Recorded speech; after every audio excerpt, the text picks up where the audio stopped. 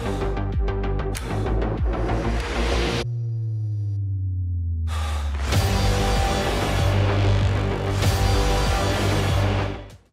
स्वागत आप सभी का ग्लोबल अड्डा आप देख रहे हैं और मैं हूं आपके साथ पुनीत मिश्रा। देखिए, हाल ही में एक खबर निकलकर सामने आई थी और ये खबर जो आई किसके हवाले से आई ये आपको हम बताते हैं।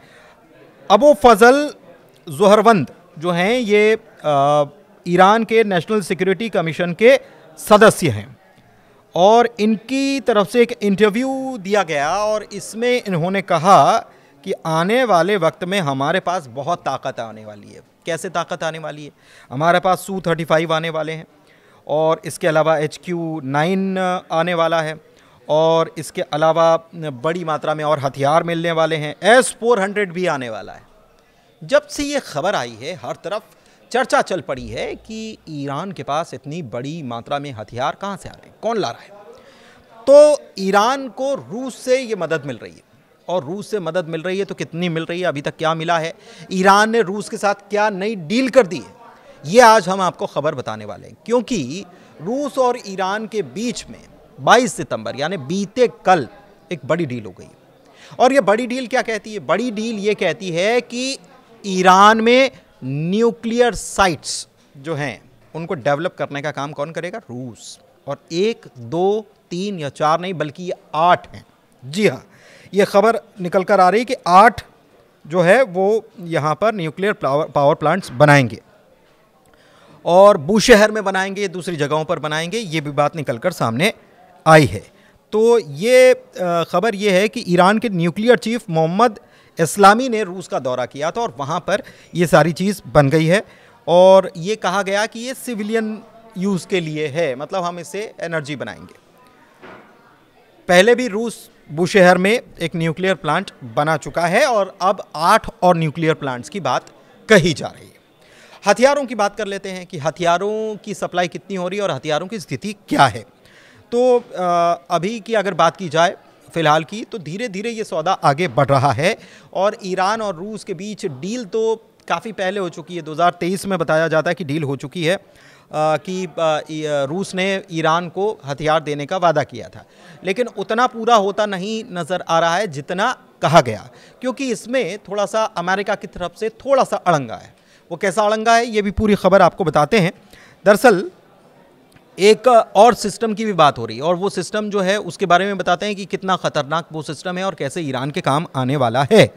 लेकिन अभी अगर बात की जाए तो ख़ास चीज़ें जो हैं उसमें सबसे पहला इस सिस्टम की बात करते हैं। इसका नाम है क्रासुखा-4 सिस्टम जो है ये इलेक्ट्रॉनिक वॉरफेयर सिस्टम जो है ये रूस की तरफ से तैयार किया गया और इसका काम क्या है? ये दुश्मन के रडार, GPS और कम्युनिकेशन को जाम करने का काम करता है और ईरान इसे इजराइल के हमलों से बचने के लिए चाहता है कि उसके पास ऐसा अगर हथियार मिल जाता है तो जो हवाई हमले हुए उसको ईरान चकमा दे देगा, GPS जाम कर देगा, रडार को जाम कर देगा, तो ये उनके लिए अटैक करना आसान नहीं होगा। तो ईरान इसलिए ये चाहता है और यूक्रेन के साथ जो युद्ध चल रहा है रूस इसका इस्तेमाल इसमें करता है।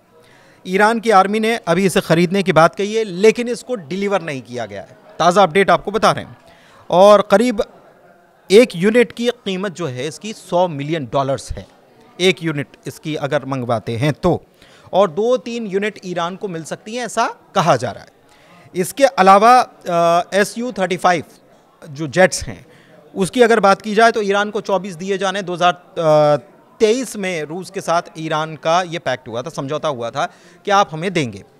अब ये वादा तो किया जा चुका है लेकिन अभी इसकी डिलीवरी में थोड़ा सा लेट हो रहा है क्योंकि रूस खुद उसका इस्तेमाल कर रहा है और आपको मालूम ही है कि यूक्रेन के साथ उसका जंग जो है वो लगातार चल रही है। लेकिन माना जा रहा है कि 2025 के आखिर तक, मतलब इसी साल के आखिर तक पहली खेप ईरान पहुंच जाएगी, ऐसा माना जा रहा है। हो सकता है कि उससे पहले भी पहुंच जाए और ये खेप जो है ये करीब पुरानी F-14 जो है ईरान के पास उसको रिप्लेस करने का काम करने वाली है। अच्छा, एयर डिफेंस सिस्टम जो है रूस का S-300 एयर डिफेंस सिस्टम जो है वो ईरान के पास है ही, लेकिन उसको अपग्रेड करने का वक्त है। भारत का जो ऑपरेशन सिंदूर था इस दौरान S-400 की ताकत को पूरी दुनिया ने देखा है। तो S-400 चाहते हैं कि S-400 को अपग्रेड कर दिया जाए। 2016 में ये ईरान को S-300 मिला था और अब S-400 पर बातचीत चल रही है। एक खबर और है, तुर्की के पास भी S-400 है और तुर्की चाहता है कि S-400 किसी को दे दिया जाए। रूस से बातचीत चल रही है। अभी ऑफिशियली रूस की तरफ से नहीं कहा गया, तुर्की के एक अखबार के हवाले से ये खबर निकल कर आई थी कि वो चाहता है कि वो S-400 वहाँ से निकल जाए और बहुत जल्दी, क्योंकि उसके पास F-35 की जो आवक है वो रुकी हुई है। क्यों रुकी हुई है? क्योंकि अमेरिका ने उसके ऊपर बैन लगा रखा है, क्योंकि रूस से ख़रीदा और तुर्की तो नेटो का मेंबर है। तो तुर्की चाहता है कि अब हमने ले लिया, ये रखा हुआ है, पैक रखा हुआ है, इसको कहीं उठाकर दे दिया जाए। तो भारत को भी चाहिए S-400 और ईरान को भी चाहिए। ईरान के साथ उसकी पहले से डील है और उसको सप्लाई करना है।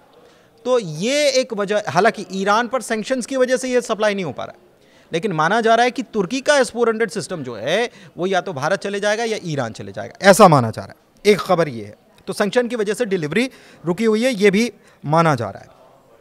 एक खबर और है कि ईरान और रूस के जो संबंध हैं उसमें हमने देखा है कि ब्रिक्स में भी दोनों देश मौजूद हैं, तो नेवल एक्सरसाइज भी होने वाली है। एक खबर ये भी आ रही है और इसमें माना जा रहा है कि जो हथियार हैं उनकी टेक्नोलॉजी शेयर की जाएगी। और रूस ने फरवरी 2024 में ईरान को सैटेलाइट लॉन्च में भी मदद की थी और अब कोऑपरेशन की बात कही जा रही है।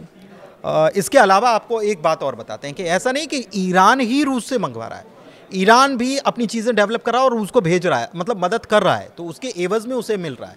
कैसे, ये आपको हम बताते हैं। ड्रोन जो हैं, हर्मीज़ ड्रोन जिसे कहा जा रहा है, वो ड्रोन जो हैं वो ईरान की तरफ से भेजे गए हैं रूस को। 1700 ड्रोन हैं, 1700 से ज़्यादा ड्रोन जो है वो ईरान की तरफ से रूस को भेजे गए हैं। इसके अलावा फैथ 360 ये मिसाइल का नाम है, ये भी कई सारी मिसाइलें रूस को दी गई हैं जो यूक्रेन के साथ जंग जो चल रही है उसमें काम आ रही है। और अब ये मामला ये है कि अमेरिका की तरफ से रूस पर भी सैंक्शन लगाए गए और ईरान पर भी सैंक्शन लगाए गए। तो ऐसे में इनकी तरफ से जो हथियारों की सप्लाई हो रही है उस पर असर पड़ रहा है, उसी की वजह से नहीं हो पा रही है। तो अब ईरान की फिक्र ये है कि इजराइल है ही, इजराइल लगातार धमाचौकड़ी मचा रहा है, चाहे वो लेबनान की बात हो, कतर की बात हो, उधर यमन की बात हो, कहीं पर भी वो हमला कर देता है। ईरान के ऊपर खुद उसने अटैक किया है। तो एक चिंता ये है और इस चिंता को दूर करने के लिए ईरान ये कह रहा है कि हमारे पास बहुत जल्दी, बहुत ही जल्दी इन बड़े हथियारों की सप्लाई होने जा रही है, तो दुश्मनों को सावधान रहने की ज़रूरत है। ग्लोबल अड्डा में फ़िलहाल इतना ही। धन्यवाद।